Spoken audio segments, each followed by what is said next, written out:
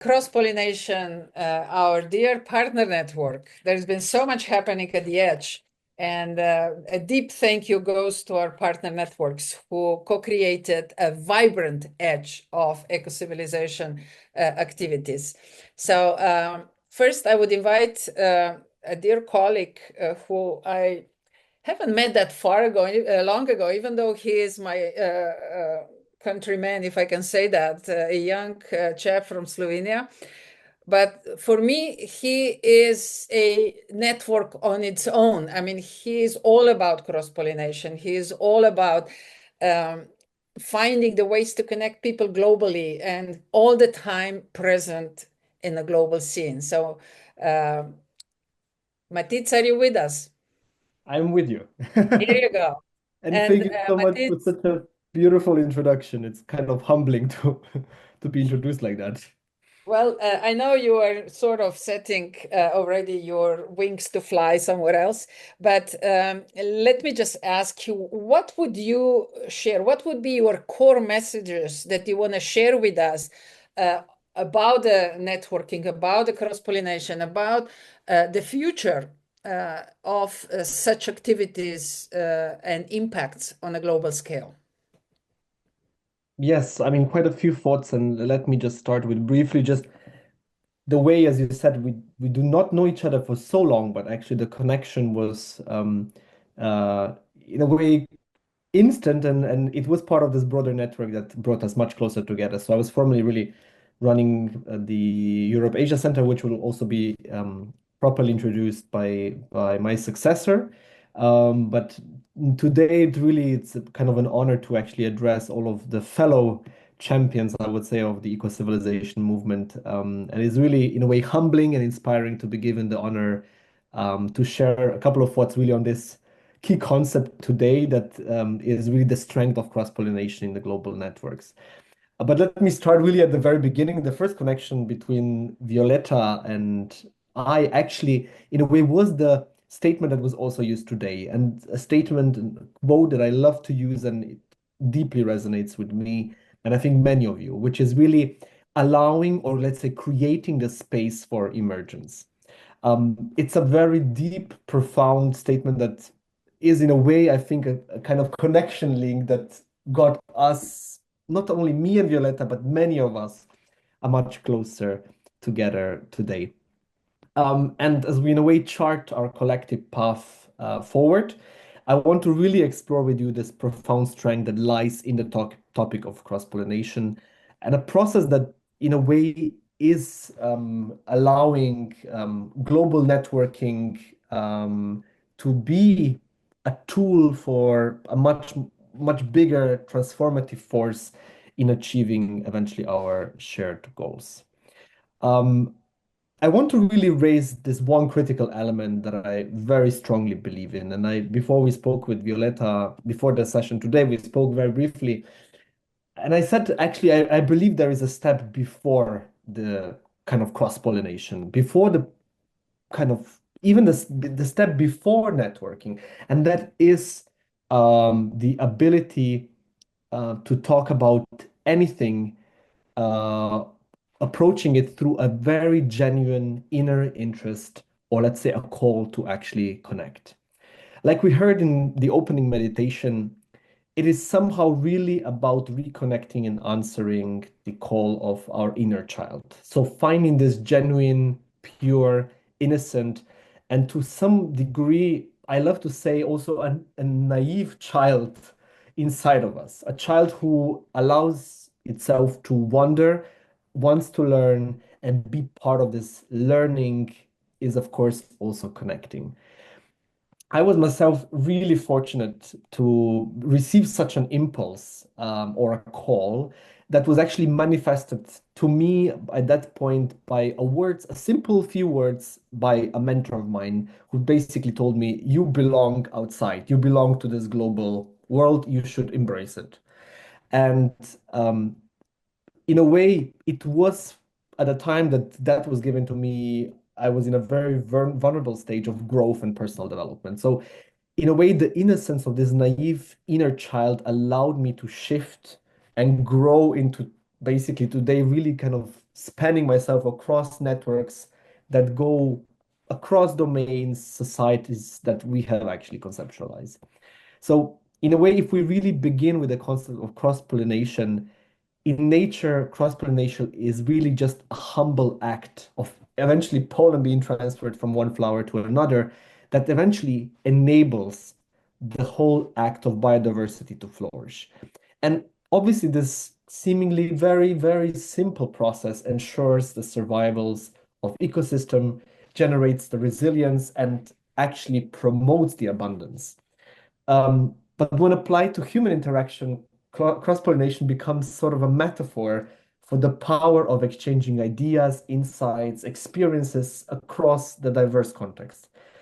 So just as an ecosystem thrives on interdependence, we do too as individuals, as social movements.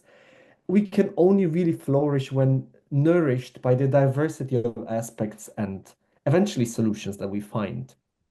So, as individuals, social movements, societies, we all really take root and we are deeply, uniquely brought forward by the challenges and opportunities that are shaping us, which is geography, history, culture. But within this diversity lies really the greatest strength.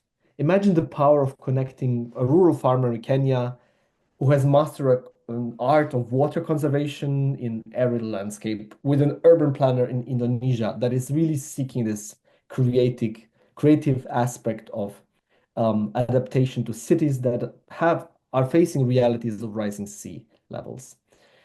So, or on the other side of the world, indigenous lessons from communities in Brazil that might share their principles of living in harmony with rainforest, resonating with activists in Europe that are trying to bring this rewilding ideas into urban space. Those connections are obviously hypothetical, but in fact, they are also not. They are the essence of what we are capable of achieving.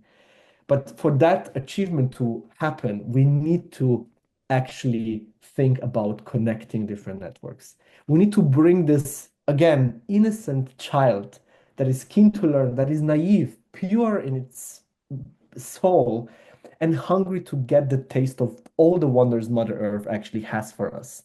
So it's even more magical, yeah? The beauty of um, us finding each other and cohabitating in a way on this planet Earth. So as cross-pollination requires more than just the exchange of knowledge, it demands really the spirit of openness, humility, curiosity, the true collaboration that begins with acknowledgement that no single person, no one of us, culture, discipline has all the answers. And I think so many of this wisdom has been shared already today. So it is really through embracing the shared vulnerabilities, shared challenges, our preconceived notions that we can create conditions to create the space for emergence, for change, growth, new knowledges to be created. So it's really not just about sharing of what we already know. It's really about co-creating and allowing the synthesis of diverse perspectives to happen. And obviously, I think this dynamic process is particularly vital in addressing the challenges that we are facing. So both rooted in this disconnect that we are facing, the ecological, societal disconnect that we actually have. And if we only consider this issue of water that was also brought up as a fundamental resource to life, and the scarcity that it possesses, and it's threatening entire regions. We have this entire high-tech solutions on one hand, and we have the beauty and actual almost abundance of the indigenous centuries-old practices connected to water. And all these approaches are shared, adopted, but we don't really cross it. We with crossing it, we can create the solutions that can go much further than just a simple approach to innovation. So this, in a way, is a work of cross-pollination. We need to bring together the wisdoms of the past, the tools of the present, and aspirations of the future to create solutions that are as diverse as the challenges in the world that we face. But once again, we need to really have this genuine, naive, pure interest to actually want to connect. Um, Pure, that I think would be the key word. And the new social paradigm we seek to build, a paradigm that prioritizes sustainability, equity, interconnectedness, really depend on those principles. We are not merely advocating for a set of policies and practices. We are working to shift the very way societies think about progress, prosperity, and the human role within the web we live. And this shift cannot happen in isolation. So it really must emerge from a dialogue that respects and values the diversity of human experiences. And here, very often, we need to again challenge ourselves in finding this genuine interest to find the way we as single individual want and can connect to these global networks, striving to create a change. So at its core, really, it is about relationships. It's about building networks of trust where people feel empowered, share their stories, struggles, and their success. And too often we also see, in fact, the other extreme, particularly, let's say, on the business side that was mentioned in case of construction industry, where they simply don't understand. And too often, I also sometimes see people that are actually aiming to network with a very set agenda that is in a way almost locked in this ambition to connect. So let us try to also make sure that we really, in those situations, help people who, in a way, probably just haven't connected to this sincere child that also wants to connect beyond the agenda and bring this, purity forward. Because if we perceive this networking and building relations purely from that agenda set perspective, we will quickly reach that end. And as we basically move forward, and I think this whole part of that is following, and I'm really excited to learn more about, will be all about all of those different connections. Let us really remember that the strength of the movement lies not in its size, but it's in its interconnectedness. So it's like the pollinators moving from flower to flower. We have the power to connect all those ideas, communities, solutions, and the ways to actually amplify the impact. And the networks we build today will eventually grow into the ecosystems of change that actually sustain our visions and even outgrow us. And eventually, we might let be with another vision manifested in the network that is eco-civilization today. So Perfect ending, to Matit. close, yeah, to maybe the last sentence that Yes.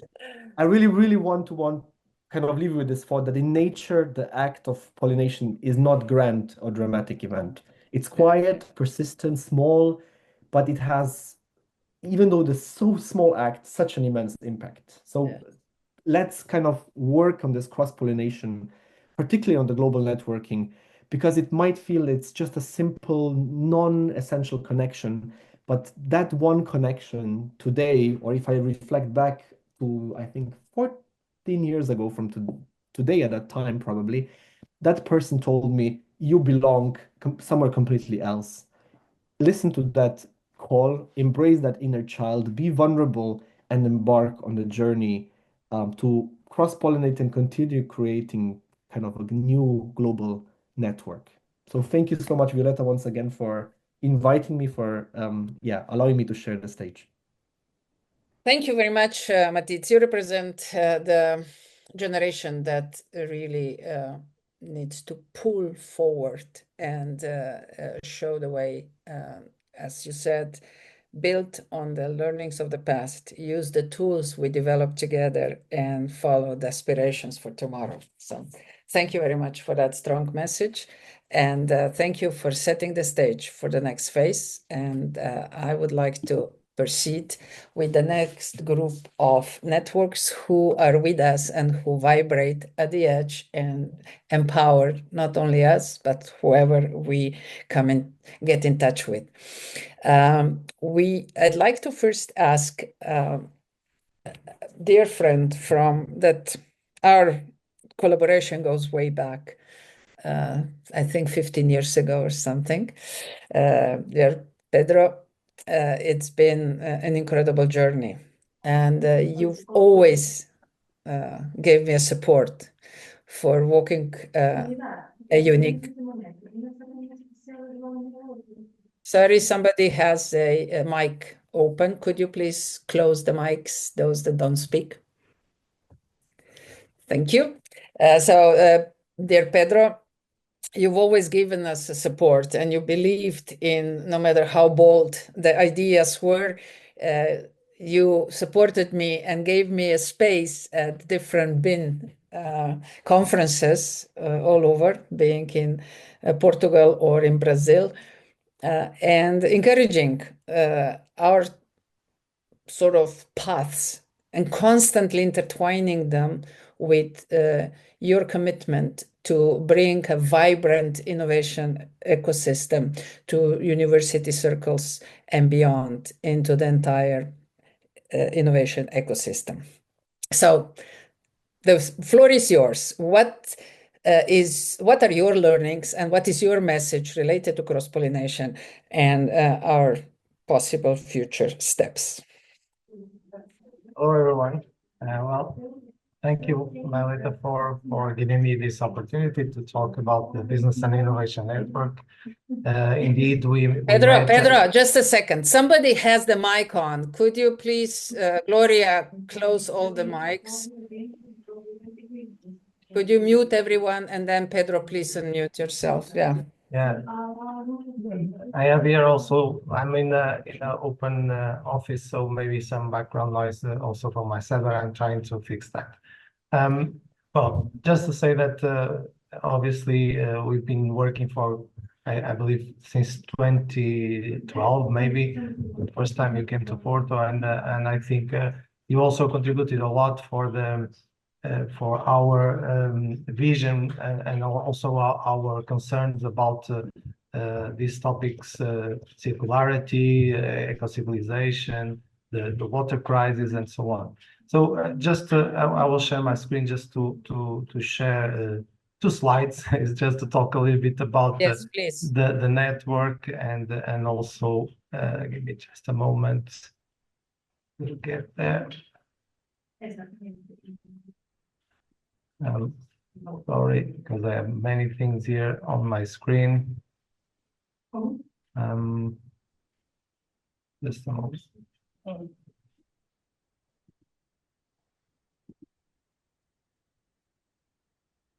I don't know if you can see my presentation now. I'll try, yeah. So I think we are there now. Okay.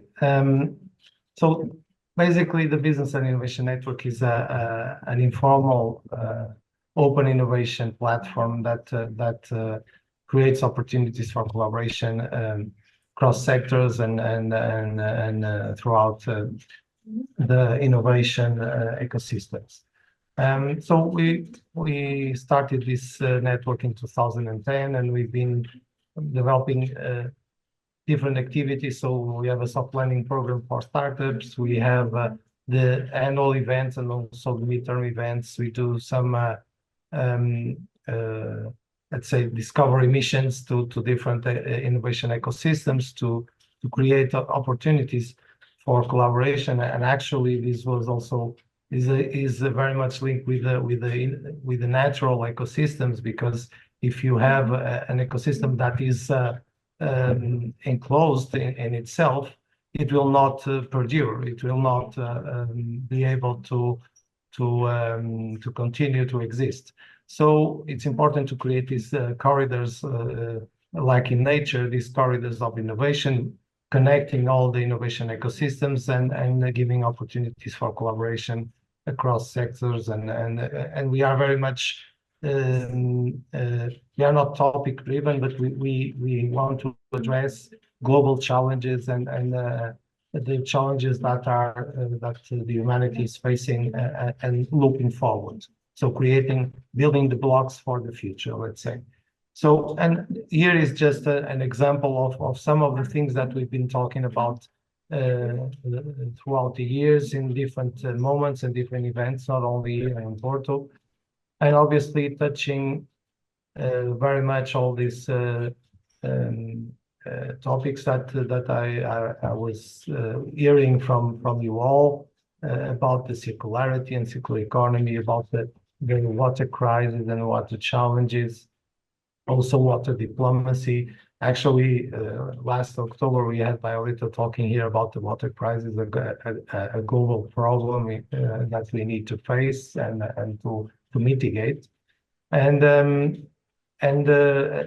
this is pretty much the activity that we promote, is to create these synergies between academics, spin-offs and startups, the industry, bringing all them to the table to discuss these topics with their different perspectives and different ideas on it. And by the way, next year we will have an event in Slovenia, in Novo Mesto, organized by Violeta and also the University of Novo Mesto, and we very much look forward because I believe that Ecocivilisation will be on the core of the program, and we'll have a huge discussion on this. So I take the chance to invite everyone to participate in this event in Novo Mesto. We'll all be there, me, Violeta, and the partners of the network, but everyone is welcome to participate, and the network is open for everyone to participate.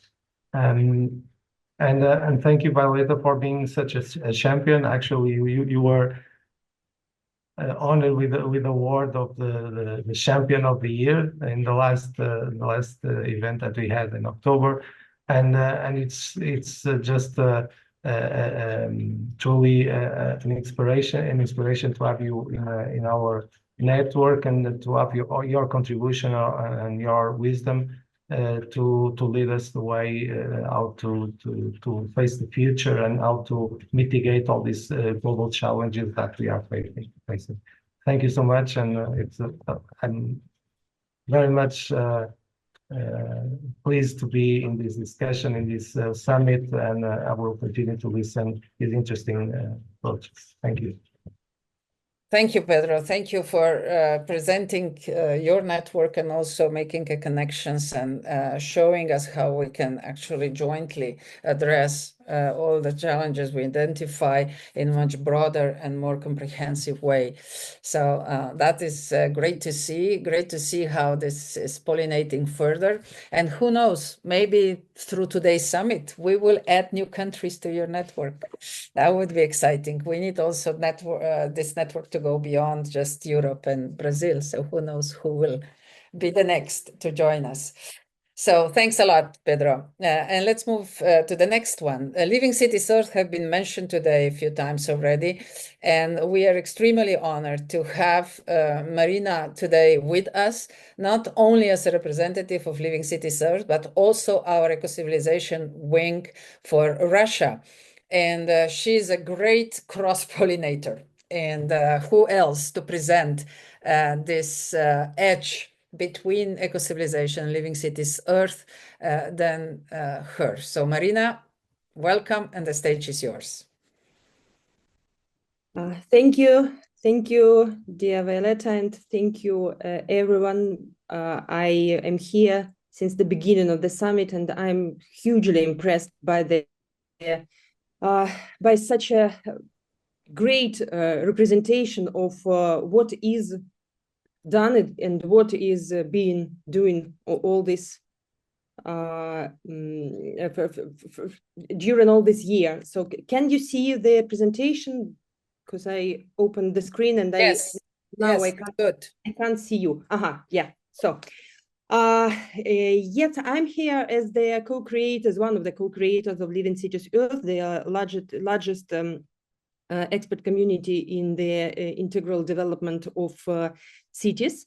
And I would also like to share the information today about the Living Cities Action Research Ecosystem, which was launched this year with the support of Ecocivilisation and personally Violeta. And this project is also officially belongs to the Laszlo Institute of New Paradigm Research, and Alexander Laszlo today opened our summit. So both Violeta and Alexander are the team members of our Living Cities Action Research Ecosystem and great supporters.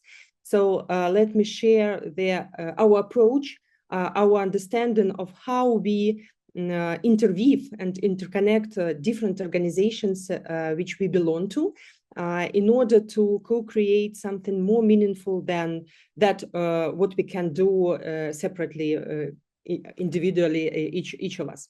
So let me start with the idea which I came across a couple of years ago when I studied the understanding of the ecosystems and communities, both through their social and ecosystemic approach. So what I learned that while social ecosystems and social communities are human communities are usually built in order to support activities of each other, and they are usually created to achieve some goals together. And if we look at the natural communities and natural ecosystems, the ecological approach tells us that all parts of the ecosystem are participating and collaborating together, not for the benefit of those species or those living beings, but for the benefit and for the prosperity of the whole ecosystem. So I think that this ecosystemic approach is a crucial thing which should be remembered, taught to children, and spread widely in terms of understanding that we come together and collaborate, not only, of course, to support each other, but mostly to achieve some bigger goals and benefit some bigger systems, ecosystems. So if we look at the integral approach, we can understand that there are two different hierarchies or sort of structures which could be seen in the both in social societies and in natural societies. It looks a little bit different. So in social societies, we know that there is a hierarchy. There is the mutual beneficial relationships, and I will do something for you if you give me something in return. Otherwise, it is not profitable, interesting, inspiring, and so on and so forth. So in these top-down hierarchical structures, usually people think that they don't care about the result. Sometimes we give the responsibility to some scientists, politicians, bosses, presidencies, leaders of the organizations. And we think that we are somewhere, maybe not in the bottom, but in the middle, and we can't do anything. If we look at the growth holarchies, so hierarchical approach is about the embeddedness of different parts of the ecosystem. For example, our cells consist of atoms and molecules, and our organs consist of cells. Our bodies consist of different organs, and our organizations consist of people. So you can, and sort of solar system consists of planets, and so on and so forth. So it's a microcosm and macrocosm. It's the same. So in this approach, we understand that if we are collaborating together to benefit the bigger systems, it's sort of the ecosystem biosynthesis, or if you look at the organism of a human organism, we can speak about the state of homeostasis, where all the elements of the ecosystem are balanced. They grow, they change, they collaborate, but they tend to create this homeostasis, this balance in the ecosystem, which helps us to grow together for the mutual benefit. Because again, when we discussed with Violeta my today's presentation, we came to the conclusion that, of course, we can look at what could be beneficial to and mutually for each other. But if we understand that we are contributing to the ecosystem, to the society, to our state development, to the planetarian development, to the global planetarian ecosystem, if we are contributing not as altruism, but as the understanding that if the ecosystem where I live is healthy, I will be the first person who will benefit from this. but not vice versa. Because we can be rich, we can be wealthy, we can be successful, but ecosystems in which we work and do some job, they are not healthy, and sooner or later we will experience this unhealthiness on ourselves. So it doesn't work vice versa, but contributing to the bigger system, we will benefit for sure. So this is the main approach which we stick to when we created our idea of the Living Cities Action Research Ecosystem. As I mentioned, it was created by the team of LC co-founders and some of institutional partners. We have been working together since 2022, publishing some different research publications, holding events, having wonderful discussions online. Hope we will be ready to have in-person discussions in the nearest time in Cuba as well. So lots of work have been done by this period of time, but here in 2024, we decided that it would be great to join our efforts in order to provide some meaningful change, which can't be provided by any of our organizations separately, but together we definitely can build the collaborative research network of city and community leaders globally. So the main question which we posed, and I kindly invite you to join this question and to join our endeavor in our research work, is how we can help to transform our cities where we live and cities of our colleagues and partners into living, resilient, interconnected ecosystems. So this ecosystemic approach is at the core of our idea that will thrive in harmony with nature. So we understood that it's really important to look, and we also heard today about it many times, that we need to redefine our role. So if we are talking about cities and citizens, we need to redefine their citizens' identity per se. What does it mean to be the responsible steward, as Violeta mentioned today, for the ecosystems in which we live and in which we collaborate? So we decided that it's mostly could be achieved through the participatory governance, through the cross-sectoral collaboration. Again, many words were told today about the efforts of the Ecocivilisation wings in terms of building this cross-sectoral and intercultural collaborations in their countries. Of course, for the sake of the bigger system, bigger ecosystem, for the secure, regenerative future and the planetary health. So, as I already mentioned, our research initiative is created and built around the vision of the Living Cities Earth values and vision, and it is officially embedded into the Laszlo Institute of New Paradigm Research with the support of Violeta Bulc, who is also the board member of this research institution, prominent research institution. And so we came together and we decided, that's also, I think, very connected to our today's summit, we decided that we will research the soul of the city, because all the objective development, all the aspects of the objective development of social ecosystems, of cities, they are hugely dependent on the soul of the place where we live. And this soul of the city, or spirit of the place, is usually neglected, but at the same time, it's the hugely important thing which is combined of culture, history, again, some intercultural collaborations, including some maybe collective traumatic experience of these places, spirituality, traditions, rituals, which are which appeared and were developing in these territories. And through understanding, through the reconnection to the soul of the city, I think that citizens can redefine themselves. They can become more responsible for their land, for each other, and for the future of those places where they live.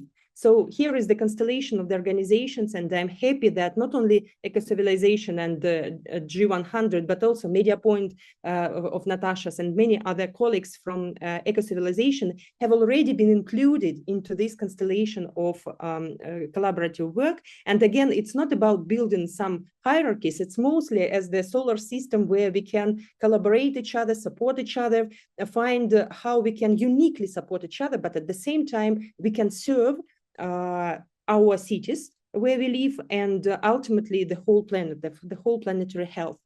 So what we are inviting all of you to join as the Ecocivilisation members. We are now creating the bi-regional action research clusters where we will connect local leaders. So we are working on this global local approach where we want to give the space for leaders to share their shared experience and their stories of how they perceive the soul of the city. What does it mean and how this soul of the city influences this local development?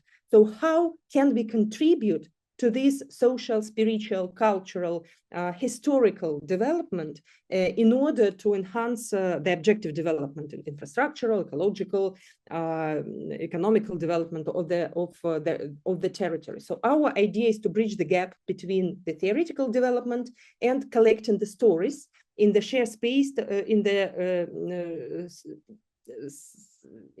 shared and safe space, where people can bring their traditions, their values, their understandings. And again, the stories, I think, can empower and inspire people from all over the world. So our idea is to collect the stories in the bi-regional action research clusters and then share it between these clusters in order to inspire people to reconnect and to mutually support each other. So here are some points on the map where we have already some connections. So please join us, and we will be really happy to co-create this eco-civilizational research around this topic. And we have already started with South Africa. We launched the sustainable growth comprehensive study, which involves social leaders, organizations, communities, and cities. So this is the authoring methodology which can help us measure the level of social engagement and satisfaction of citizens. And we also invite different cities to join this study as well. And it works on 3 levels, 4 dimensions, 12 aspects, 24 parameters of change.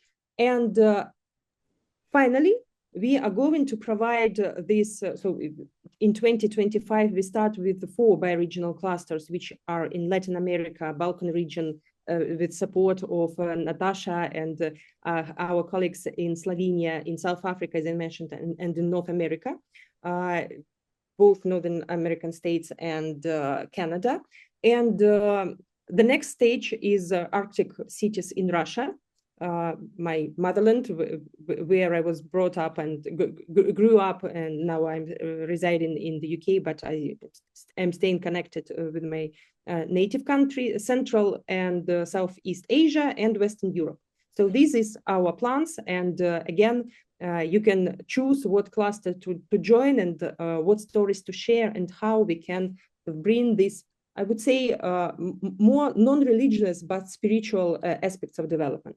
So that's it. Please join our dynamic global network, and let's co-create the new type of eco-civilization and new type of citizens' identity as a responsible stewardship and caring for our Mother Earth. Thank you for your attention. Thank you, Marina. This was very comprehensive overview of your work, which was actually needed. I didn't have heart to stop you because it's so rich and so deep and it's so inclusive. So let's hope that this will evolve along the trail. And it's great to hear that we have now also a research group that cross-pollinates between different networks and has such a strong core in eco-civilization as well. Thank you, Marina. The next one I'd like to invite to would be Silk Road 4.0. Our friend Mar from G100 Global Networking, we are a bit late, so she had to go, but she will return later on. So I'm inviting a dear friend, Felipe, now on stage. Felipe, you were very patient, so I hope the time was worth it. And we are also, we've known each other also only from 2024. But wow, I mean, we engaged many times, and there are so many new aspects of our cross-pollination emerging that the best thing to do is to give you a word and let's hear what's Silk 4.0 all about and what are your apprehensive dreams and steps. Go ahead. Thank you so much, Violetta. I really had to smile several times, and I have to say, for the last, I think, 3 hours, is it? I was listening every single minute, even if I went for a short break. I was constantly listening, and I mean, I only have 5 minutes, so I really have to hurry up with speaking. But there's so many touch points, and not even Vipassana retreats and white tantra that I'm very much interested in, and energy and all the vibrations that I love to hear, and also to work with passion. That's something that I really loved as a quote. Please let me quickly share my screen, because I'm a highly visual person. I'm an engineer by trade, and I need graphics. I need visualizations. And when Violetta asked me, okay, tell me your perspective about networking and cross-pollination, there was one fable that I really love. And it just happens that we already had some colleagues from India participating. So there is an old ancient fable about the five blind men and the elephant. So I'm not sure if you know this wonderful story.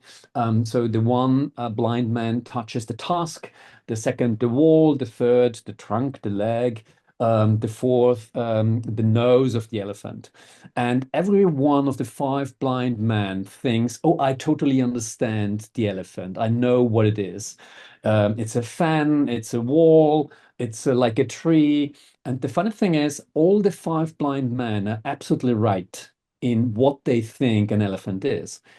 And this is something that, especially as an engineer, I'm a very boring laser physicist by trade. I realized that actually we all live in our own blind world. So as an engineer, typically I end up with speaking with other engineers, obviously. So you do hardware, software, and so on. But the older you get, you end up in managing projects. The funny thing is, as a laser physicist, I ended up actually in IT projects, and 95% of my time, I'm not talking IT, I'm not talking hardware, software. Actually, I'm talking leadership, I'm talking communication, I'm talking stakeholder analysis, and so on and so on. So actually, I'm moving as an engineer into a social science world. And that's why it was super interesting for me to see here the Ecocivilisation group coming together, because this is actually this kind of cross-pollination that we need. We need to speak the same language, although we speak actually different languages. And just to finish as I call it, the circles, and this is a little bit my own personal development. The older you get, you typically end up with larger projects, and the larger the projects get, you end up in the policy work. So you end up with projects that somehow are related with governments, with law. And the funny thing is, the next step after a social engineer or a social scientist, you end up in a lawyer and a government policy officer or policy expert. In order to create meaningful projects, you quickly realize that actually there's one fourth dimension missing in a project, and there's this business and finance. So, and if you see those four circles, you realize that those different languages don't actually match up. It's a totally different world. If you try to let an engineer speak with a lawyer, chaos happens. I've been there many times. And the same thing, an engineer speaking with a business guy and a finance guy, they don't have the same vocabulary. And that's why I really enjoyed today's session so much, because with Ecocivilisation, I learned a couple of new words, a couple of new vocabularies that helped me to express the ideas and the needs of a project. And I just want to finish the circle, because I was inspired by Ecocivilisation. So I was working on those four circles within our own Silk Road 4.0 communities for several years. I started in 2016 with the whole initiative. But I realized actually one important circle is missing. And that is, how do you define a good project? And when I did some research, when I bumped into Violetta in beginning of this year, I realized actually the values of eco-civilization, they are resonating with my heart. And this having this planetary perspective, having this guidance on actually what defines a good project, I think this is absolutely missing in nowadays time. So just as a short inspiration about the four different dimensions, and this also explains a little bit what Silk Road 4.0 does. And I sneaked in one slide that actually I didn't want to show, but it was as we started today with mobility and transport. I just wanted to quickly pitch how actually I started Silk Road 4.0 back in 2016 as a project. It was a personal curiosity thing. So I was hoping you're going to speak about that. Yes, because this is the inspiration of your work. Fantastic. I had to sneak it in when I saw Jean Dot speaking. There was no way around it. So for me, it was the passion of leaving my own comfort zone to get a better understanding of what is out there, what is there, what I don't know, what are the white spots on the map. I have no freaking idea that I don't even know that I don't know. And that's why I think so much with what Violetta is building with Ecocivilisation, because connecting those people who want to leave their own comfort zone and want to, make better projects on a global scale. This is what actually I'm thriving for. And this is actually a photo from where we met, so to say, officially on stage the first time. So we organized an event back in May 22nd, and Violetta was kindly contributing as a keynote speaker for this event. And it was an amazing experience, I have to say, because every circle that you see here is actually a local community. So it was a distributed event that took place in May in 16 locations around the world at the same time. And then the funny thing is, if some things work out well, you do it again. So we did the same in November. Last November 22nd, we already had 21 partners globally joining. And I just had a call last week with Violetta for May 16th. So we are expecting something like 25 to 30 locations. And I'm now looking at you, Violetta. I'm now evaluating the November 28th as a potential November date. Hopefully that we can move much closer with Eco-Civilization. It will be the 25th event that we're organizing. So it will be something like a small anniversary. And I would love to have 50 cities around the world taking place at the same time organizing an event. So that's it in a nutshell. So I think my 5 minutes are probably busted. So Really well used. Amazing story. And the one thing you still own to this crowd is what is that motorcycle all about? And the first flow from Vienna all the way to somewhere in China. Tell us. You have to say that. Just two sentences. the love, the most, what is the question? The most What is the motorcycle for in the geez. previous year? You forgot to share that story. That's the beginning of everything, isn't it? Okay. Well, actually, the motorcycle that I took to China, it was actually I wanted to bring European technology to Asia.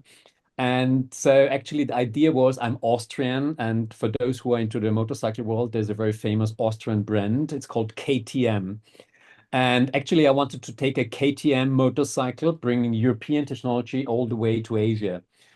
And yeah, and then Honda made such a good offer that I had to stick with Honda. They totally screwed the story. Yeah, so that's why it's a Honda Africa Twin Adventure Sports for those who are into motorcycles. And it's the second large trip that I did on a motorcycle actually. And now I'm looking at the colleagues in Chile, and I see that the temperature in Chile is definitely different than in Europe. Seeing the the current dress code in Chile. I was traveling 17 months in South America. So South America is my big love, so to say. And but I did this on a totally different vehicle. I did this on an old sidecar. It was a 25-year-old sidecar, and it broke down 8 times in the middle of the desert. But it's a different topic, and I don't want to hijack this meeting here with No, telling. but Philippe, this is what makes your project successful. These are the spirits that so many people today already have talked about. This is the inner child that is awakened, and you follow that call, and and that's what makes the project great. And we're happy to connect, to cross-pollinate, and I'm looking forward to 2025, where there will be at least 2 opportunities for engagement. But I'm sure we're going to find more, because one way or the other, you will be included in our year of leadership challenged as well. So you will be able to share more about these learnings, how to lead from the point of view of emergence, of unexpected, of experiencing unknown that you don't know about. So I'm very much looking forward to, and thank you for being with us with this very exact and inspiring part of your Silk Road 4.0 movement. Thanks a lot. Please stay with us, because we're going to have a time for questions. So right now, I'd like to move to Rajni. And the reason why I put also WAH Woman on the screen and this part of the presentation is because WAH Woman was one of the first organizations that we engaged with when we started with Ecocivilisation, and it was profiliating the stories that emerge within Ecocivilisation so much beyond our borders through her powerful portal. And she expanded the impact, the voice of things that were emerging within. So Rajni, few minutes of your time is up again. Thank you. Thank you so much, Violeta, once again. And if I'm not wrong, I got introduced to you in the year 2020. And in one of the very preliminary discussions, I expressed my interest in being part of this wonderful community, Ecocivilization, because I was so much enamored. I was so much fascinated by the concept of eco-civilization that I wanted to understand more about it, to experience it, to feel it, how it works, how this concept brings people together, how communities grow. And from that time till date, I think in that period, whatever we have done, it itself speaks a volume about our collaboration and the fantastic journey that we had together. In this duration of 4 or 5 years, we had a series of 2 webinars together, including circular economy and the series on water, followed by books on each. And that's fantastic. That's certainly fantastic, Violeta. So thank you so much. I'm so grateful to you. And I genuinely express my gratitude for all the learning, for all the guidance, for all the support that you have offered me through Eco-Civilization, and also being as a friend, as a guide. Also, in the beginning of this summit, as Dr. Alexander stated a wonderful sentence, that no one is as good as we are together. Definitely, it is so true, because no one is an island. We always need people to grow. We always need communities to fulfill, to achieve our mission, to achieve our vision. And that's where I see the role of cross-pollination. Let me also tell you, Violeta, every time when we talk about WAH women, we introduce ourselves as enablers who are proponents of SDGs, especially SDG 5, that stands for gender equality. But at the same time, we always say that to achieve other SDGs like circular economy, water, ecology, and other humanity related SDGs, which are supporting humanity, education, we have closely collaborated with our dear organization, Eco-Civilization. So eco-civilization is so much integral part of WAH Women that our introduction of WAH Women cannot be completed without eco-civilization. So once again, thank you so much.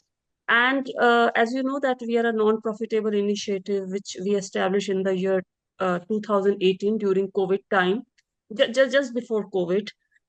we believe in amplifying the voices of women from all over the world, wherein we bring forth women leaders, stalwarts, trailblazers, change makers, to encourage women around the world to recognize their potential.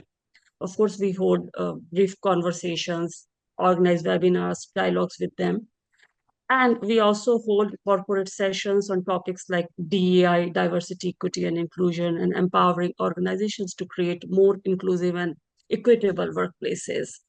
So friends, I want to show one interesting slide, and that talks about how our objectives with eco-civilization are aligned for future. Because in the year 2024, we launched a mental health campaign on LinkedIn, aiming to raise awareness, reduce stigma, and encourage open conversations around mental well-being, especially for women. And we focused on both working women, women in workplaces, as well as society at large. And besides this, through various collaboration with HR leaders, corporate professionals, and mental health advocates, we gathered insights to learn about the strategies, and we highlighted the best practices for promoting mental health being. So, by fostering dialogue and encouraging actionable steps, the campaign aligned with our vision of creating supportive and equitable environment for all.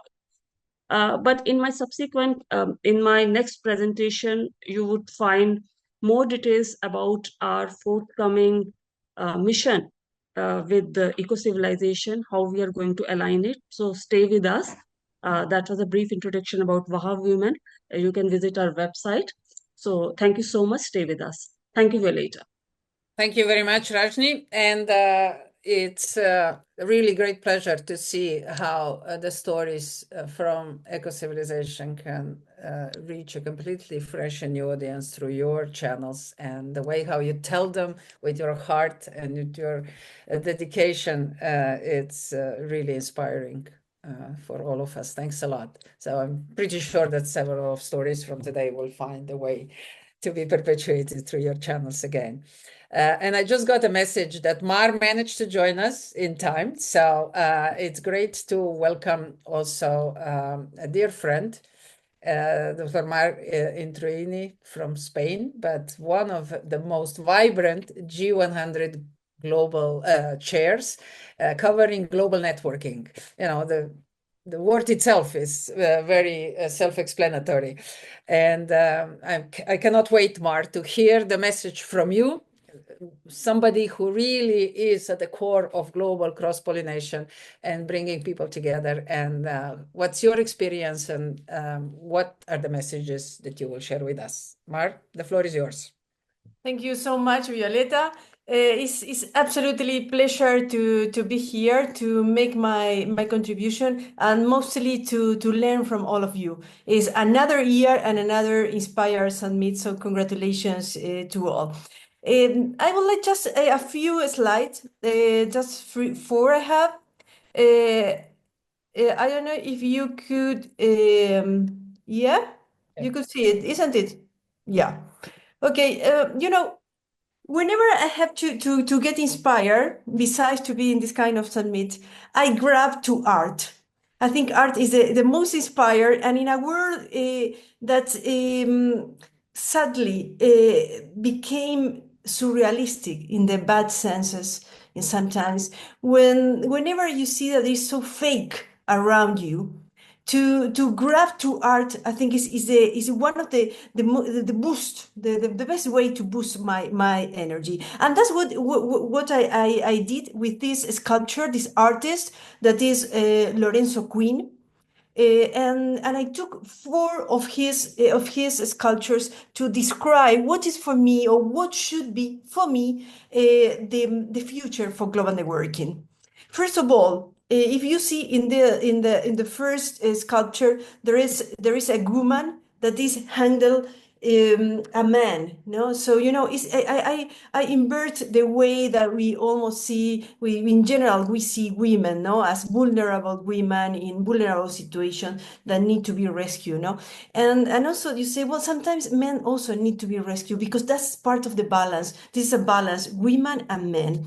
And I invite you to change your mind, or at least to reflect on what is this gender equality. What means gender and equality? Because equality, that we are the same, this is contemplated in all the bodies, the main bodies, main bodies of mostly all of the countries, of the governments.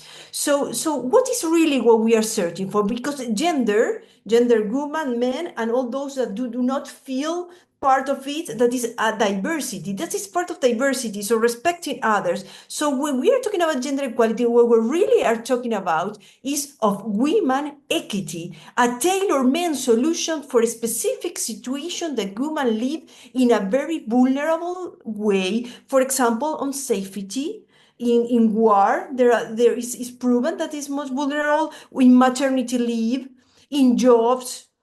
So in also in expectation is different, the sensibility for a woman, for a man. So I invite you for a global networking, first of all, to take into account what is a woman equity, a word with tailor men specifically for women in balance with men. Then we have the second part, that is this sculpture is a bridge in Venice, in Italy, with two hands, different hands that are holding each other, because that inspired me of saying this is a multi-sectoral connections. We need to work on that. Innovation, creative partnership, not only a strategic one, they have to be innovative and creative. Individuals with organization with institutions, government with individuals.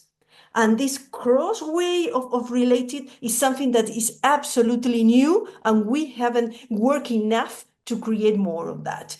In the third part, climate action for values, if you see, this climate action for values is mine. This sculpture is for climate action, also in Venice, where two big hands, giant hands, are holding the building in a way to express their action. They fight back on climate action. So these hands, I'm telling you, please do it with values, with this transparency, respect, honesty, honor life with the truth. And this is the way to fight back what is these high temperatures that are rising in confrontation, in hate. So this lead to wars. So let's keep our hands, keeping that balance. And finally, on a global networking, individual action, these four steps that we need to take. Individual action, a woman in the middle, you see, they keeping the balance in a very narrow circle. So because the first things, as we do it first yet today, meditation, what means introspection. First of all, more than ever, we need, not in an individualistic, powerful way, just to search for your own power and relate to others in a better, resilient, respectful way. And it's not a coincidence that all of these four sectors that I divided, they are correlated to four SDGs. That is partnership for the goal. I already expressed what it means for me, partnership in a global networking. Quality education. We are always thinking of new generations. Yeah, and it's good, but we need to educate ourselves and be open to be training on the new. Third, peace, justice, and strong institutions. If we do a creative, innovative partnership, if we are educated to learn, open-minded to learn, we are going to achieve the goal of peace, justice, and strong institutions. Also, strong institutions will become stronger whenever they connect with others in a creative and innovative way. And finally, we are going to reduce inequality. This is equal reduce inequalities, because everyone will be in a better position.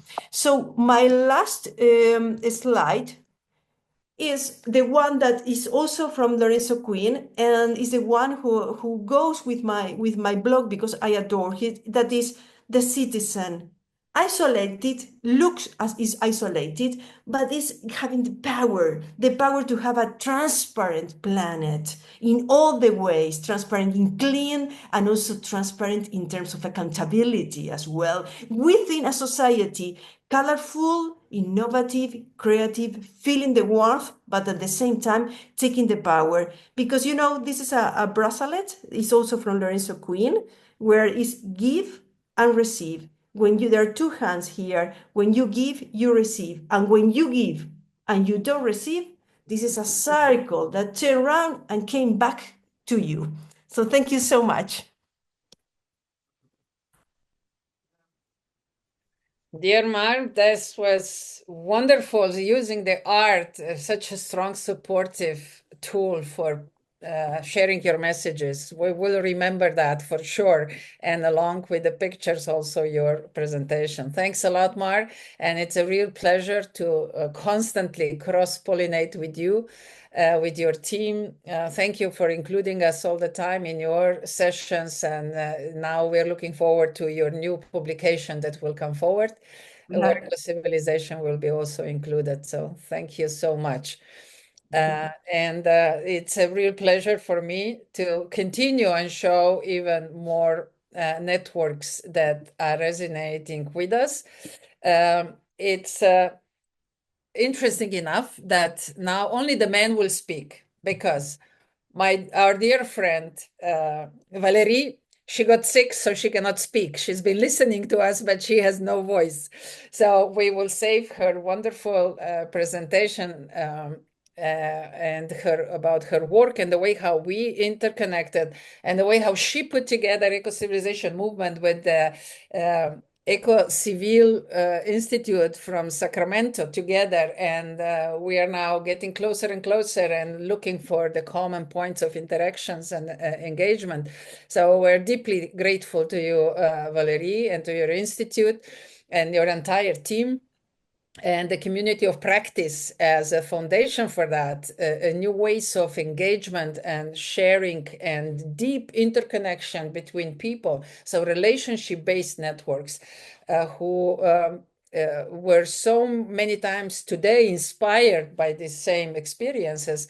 We will continue to explore that together in 2025. So I hope your voice comes back soon and you're going to have a lovely holidays. The same happened to, not the same, but similar challenge happened to two other speakers, female speakers. Manzi left a very nice message, but she misunderstood the timing, and she has her own event now that she had to attend.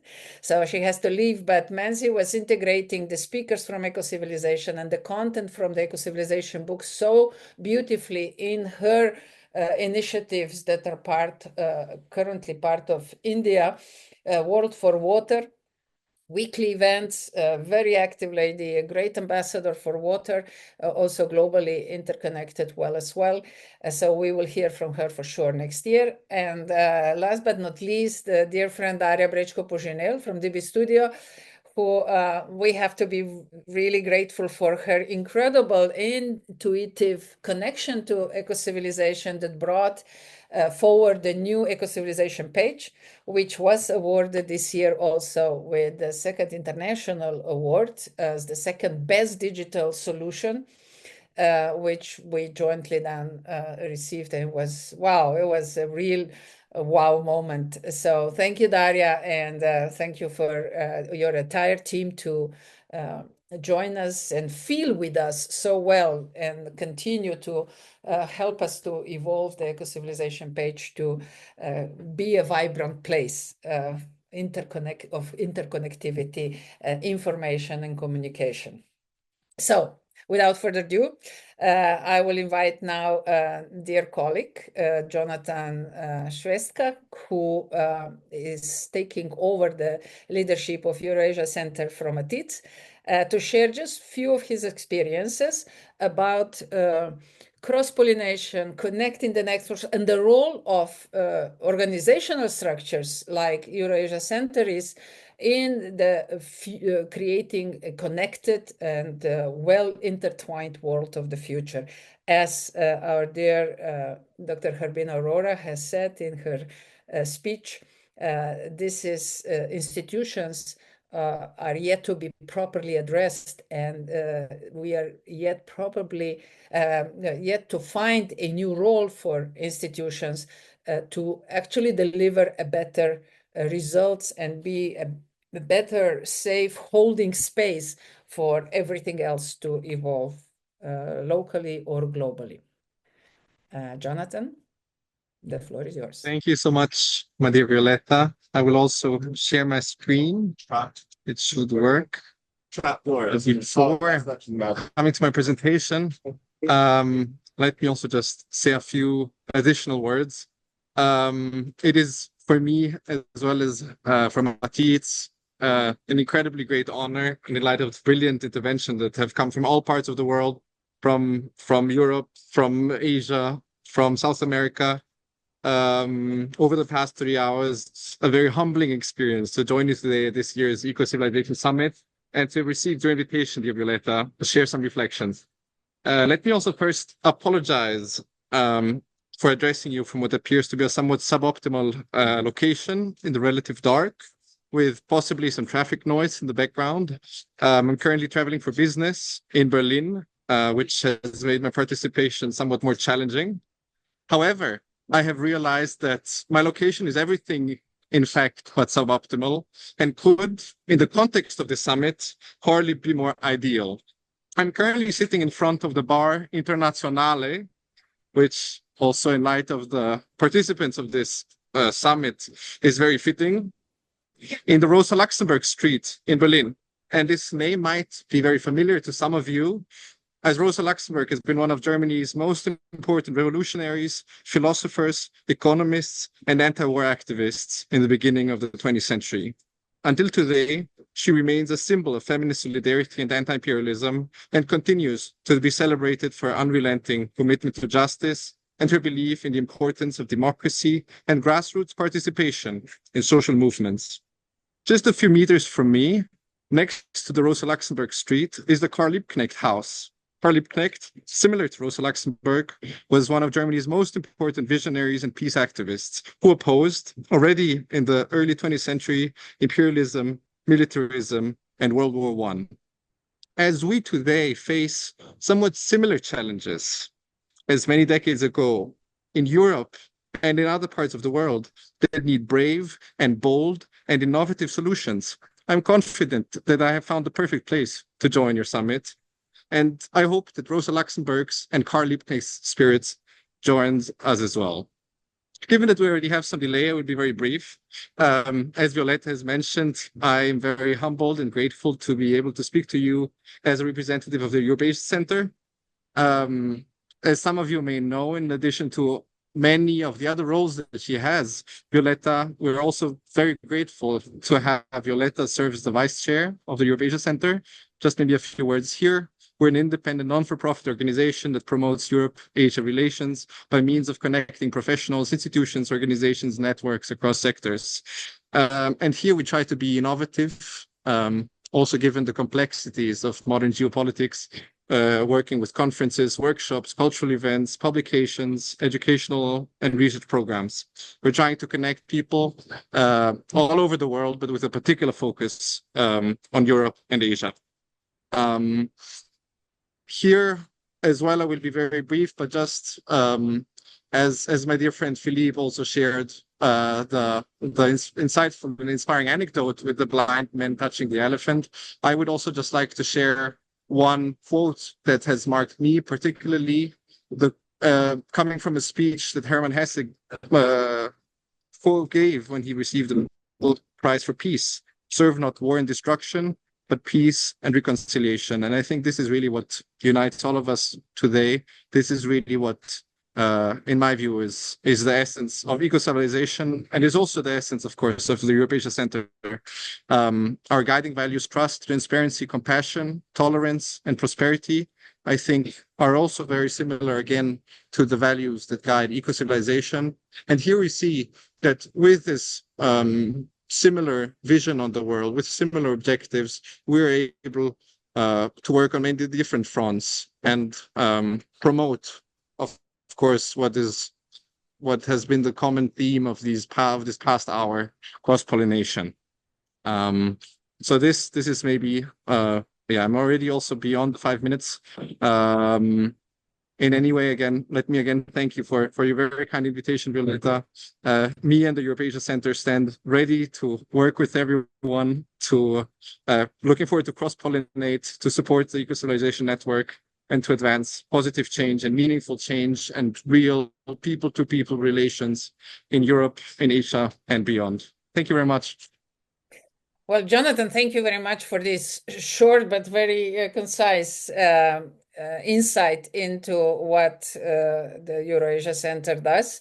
And really beautiful start of the presentation, bringing the world to your table, things that you see, and that just shows how globalization is not just going internationally, but globalization is coming to our stairs as well, to the core of our engagements, where we live, where we breathe, where we eat, where we meet, and that is a beautiful dynamic. So it goes both ways. And that's exactly where cross-pollinations are happening. Cross-pollination is happening as well. So thank you very much also for your input. And now I'm going to go.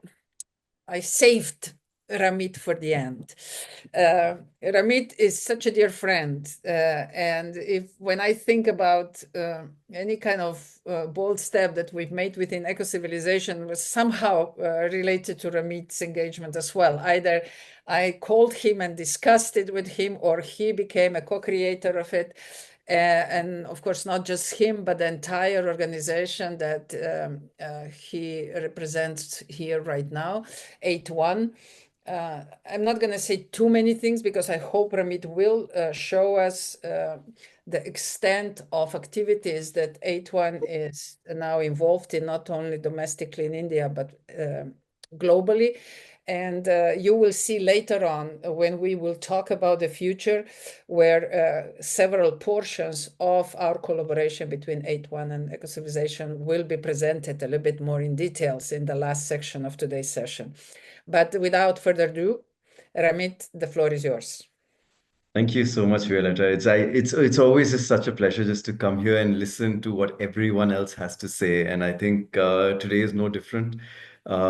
Just hearing all the eco-civilization wings, hearing all the partners and everything that they have spoken about is just so joyous. And you and I revel in that joy, right? I think that's the reason why you and I connect as well as we do, and you and I dream as much as we do. And you're very right. I think my work here is very easy at this part of our conference, because a lot of the things that we are doing together will be spoken of in the next section, including the International Coalition of Humanity, the World Balance Conference in Cuba, where I'm so glad to see so many of you will actually be coming down to Cuba and participating, and all of us will get together. You'll hear Kartika speak about that soon. About the FAIR project, which we are collaborating on now, Violeta. It is so brilliant that you've been a part of that for the last 5 years. And going forward, Eco-Civilization will be a co-partner of the FAIR project. This is now the first formal announcement. Yes. You'll hear more about that from Aparna. I'm not going to say too much, but you will hear about what the FAIR project is, what we've been doing about with it in the last 5 years, and what we're going to be doing going forward with Eco-Civilization on that. We are also doing the Global Open House together, of which, again, all of you will hear Isha from the team speak about that going forward. And it's there tomorrow. So all of you who have time tomorrow at 3 p.m. CET, please join in for the Global Open House, where we just have conversations. We just get together and talk about whatever it is that we want to talk about. The Connectathon, which Violeta and Alexandra have already spoken about, we work on that together as well. So many things where we just see these dreams and we start just working together and doing things. I do also want to tell all of you a bit more about the things that we do at 8 Goes One Foundation, which are not yet done with the Ecocivilisation team, so that if there's any of you who have an interest in those spaces, then you can reach out to us and then we can do something together there as well. Tell One of us the, about those, please. yes, absolutely. Tell us about those. So one thing that we're doing here in India, which we've been doing for the last 4 years, has been working towards the prevention of sexual harassment at workplaces, both formal sector and informal sector. It's been 4 years of extensive research. I just noted a few months ago that we've been quoted by now universities in the United States, universities in Europe, for our research on the prevention of sexual harassment. And the next 4 years, we're starting the next 4 year cycle now, where with all the various collaborations we've made through the last 4 years, we're going to be launching India's largest survey on sexual harassment at workplaces, actually trying to get the data that can support policy change. Because sexual harassment, unfortunately, is a very serious reality in workplaces in India. And whenever it comes to policy change, unfortunately, it is not backed by that data. Unfortunately, it is backed by narratives that very few people set. So to be able to create a narrative based on data, we are now entering into a new 4 year cycle where we are going to be making sure that we collect data from all parts of India. As I said, the largest survey that's ever been done with all our partners that are already helping us with this. And so that at the end of those 4 years, we can actually go to the policymakers and show them that, hey, look at this. This is the reality of sexual harassment in India today. So that's a project that we've taken up, that we've again already had 4 years of doing this, and the next 4 years is going to just hopefully start making a change at a policy level as well. The other thing that we're doing, which is very interesting, it's a little different, is we're working towards towards gender equality, but in and through video games. Now, video games is this space which is that over 50% of our world's population plays video games in some way or the other, whether it's on their phones, whether it's on the computer, however else it may be, right? And we're trying to use the entire space of the gaming industry to help promote gender equality. We're doing this with UNESCO. In fact, one of our colleagues, Angad, who's not on this call right now, is in New York. We just launched our co-publication with UNESCO on this, transforming mentalities in and through video games, at UN headquarters.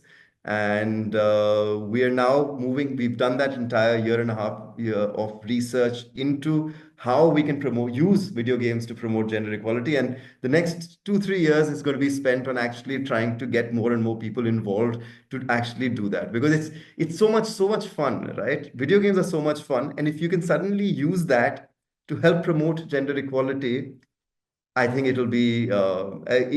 should be a very positive way of trying to make the change that we all want to see. Right? Ramit, there is a very fascinating result of your research, which I shared on Friday on a Budapest dialogue, which was a global dialogue, also coordinated by India in Budapest. And your colleagues from India were quite surprised when I quoted you and your report. But there is a really shocking result of the harassment in video games. Maybe you want to share that briefly, just to attract more attention, because I see that Isha has already shared the link to your report. No, I think the amount of it's not just harassment, it is the gross inequality in the video gaming space.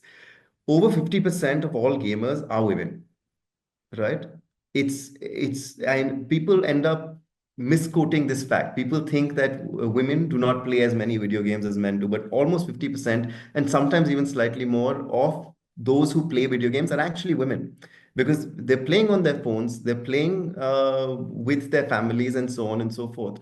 Yet the video games don't really address women at all, because when they're making the games, when they're trying to engage, all that engagement, all the advertisement, everything is geared towards the men and the boys, right?